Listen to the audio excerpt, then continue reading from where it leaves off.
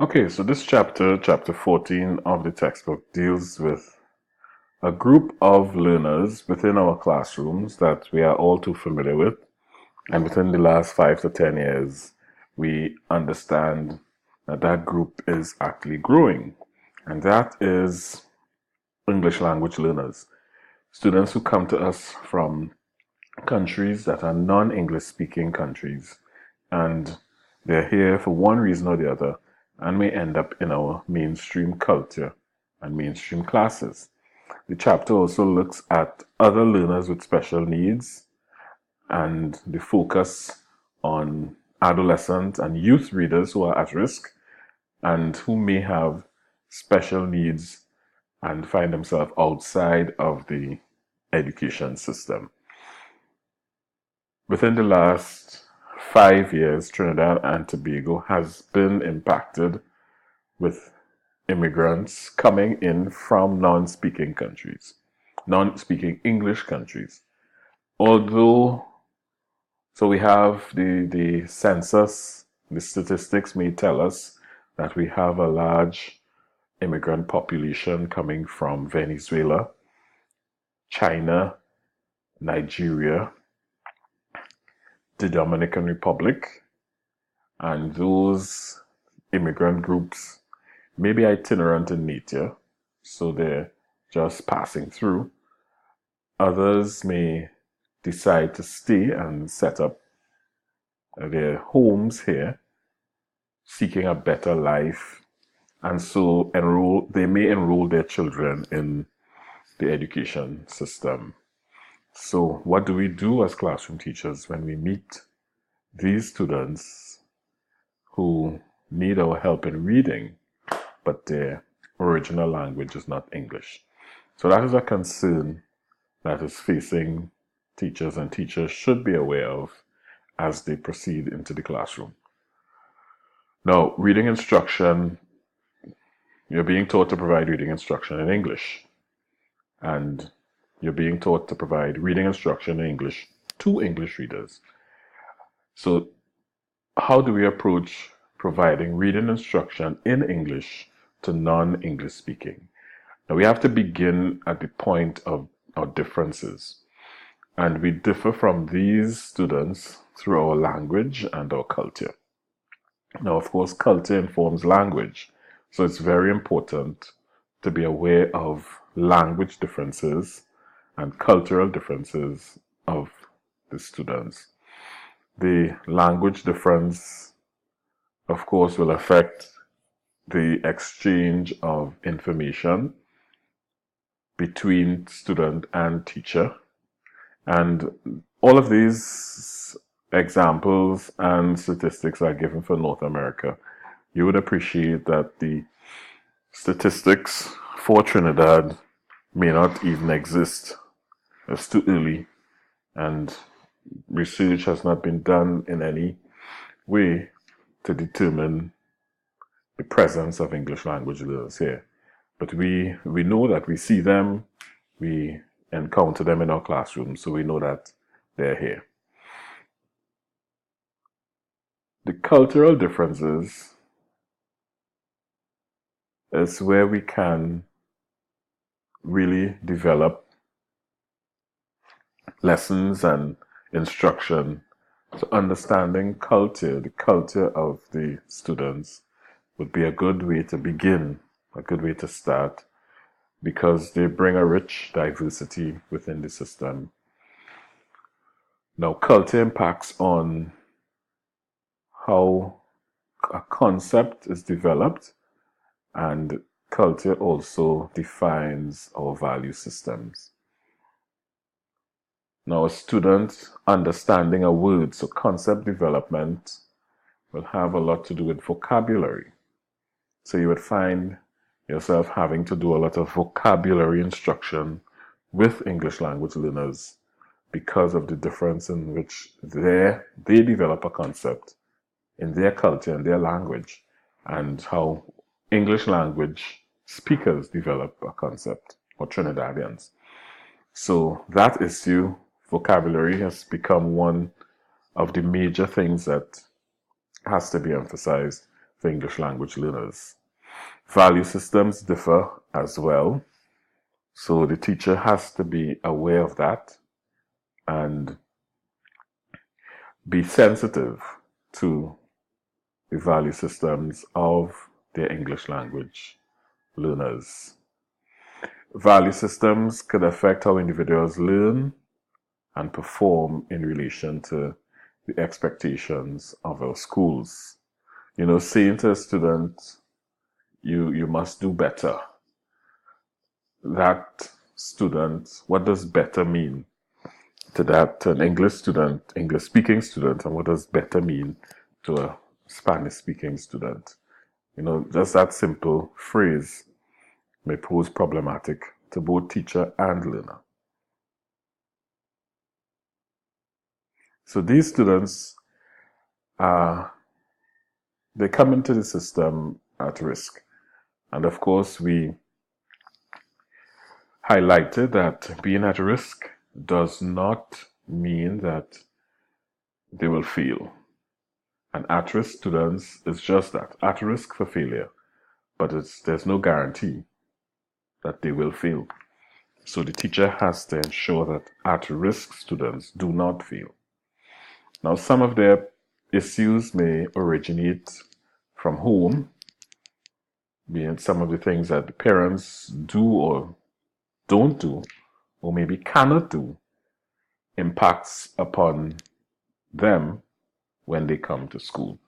So are they being read aloud to by older brothers and sisters and even their parents?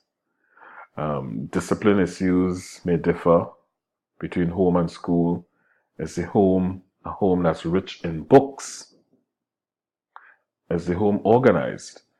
Being an immigrant family, the home may be very disorganized, and so children are unattended for most of the day while the parent goes out trying to seek a living. So all of these issues present themselves. The parents may be non-readers as well. What's the value of education in that home? And there's the false assumption that low SES homes, their parents do not value education. But it's very evident that education is valued by such parents as well. And how much interest does the parents show in the children's needs and the children's performance?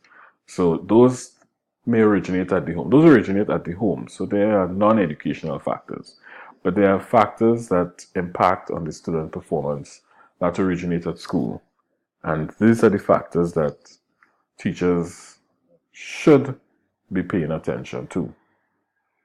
So recognizing that these students are coming from systems and coming from homes that historically may not be doing so well, teacher may lower the expectation of these students. Of course, low SES students, immigrant students, the teacher has to have increase their expectations so that those students can do well.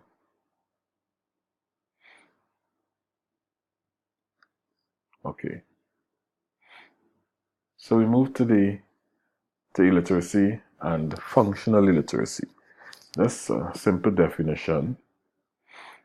Illiterate, the word illiterate means someone who lacks the ability to read and write. So it's normally applied to people who are beyond school age. So we do not refer to school age children as illiterate. Those children may be struggling and they may have issues with reading, children within the system. When they have left the system, the school system, not having been able to read or write, those students or individuals can be referred to as illiterate.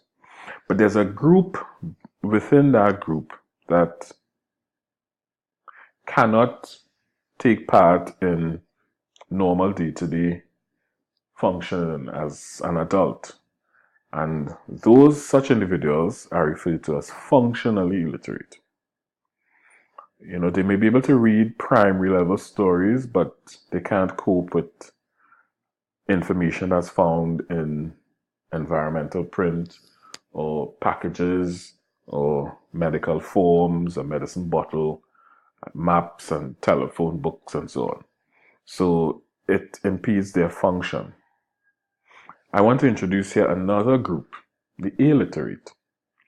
And that group is students who have moved beyond the system, the education system, and they have just stopped reading. So that group can be identified as people who can read and don't. And so we have to consider them as part of the landscape of readers within our country.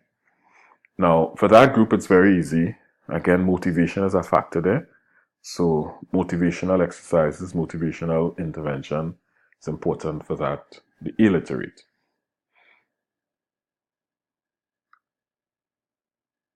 It's interesting that the photograph here shows an almost cliche group whenever illiteracy is discussed in the United States.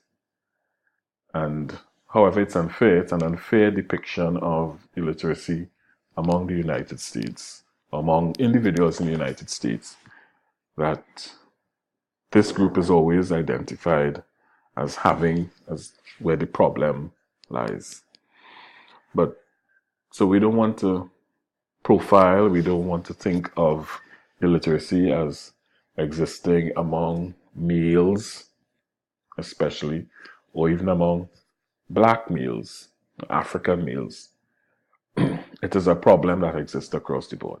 There are groups that are at risk, but we don't want to get to a point of stereotyping and taking part in promoting any cliches as it refers to students who are at risk. So there may be programs that can help. These programs might be based at schools. These programs might be done at community centers, homework centers across the country.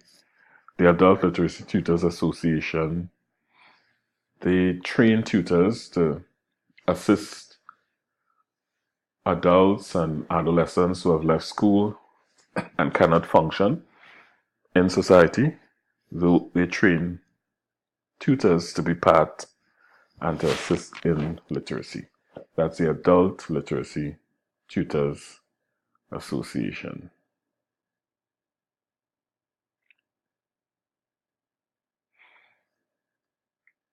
Okay, so in instructing illiterate older youths and adults, it is advised that organic primers be used. And these organic primers are really reading texts that were created by the reading instructor that in fact reflects the experiences and the concerns of the students. It is not basal in nature, so it's not something that you go get off a shelf somewhere. It actually is similar to language experience. It's the language experience approach, using the experiences of the individuals so that the background knowledge, the words that they think about is already present in the reading material. Functionally literate youth, of course, the instructional materials will come from materials that the child may be interested in or the youth may be interested in. So, for instance, if the youth is interested in getting their passport or driver's license, that can be used as the instructional material in this case. So I encourage you to read, to do some of your own research in this area so that we can find out more about these English language learners and these students who have come to us where reading instruction is also necessary.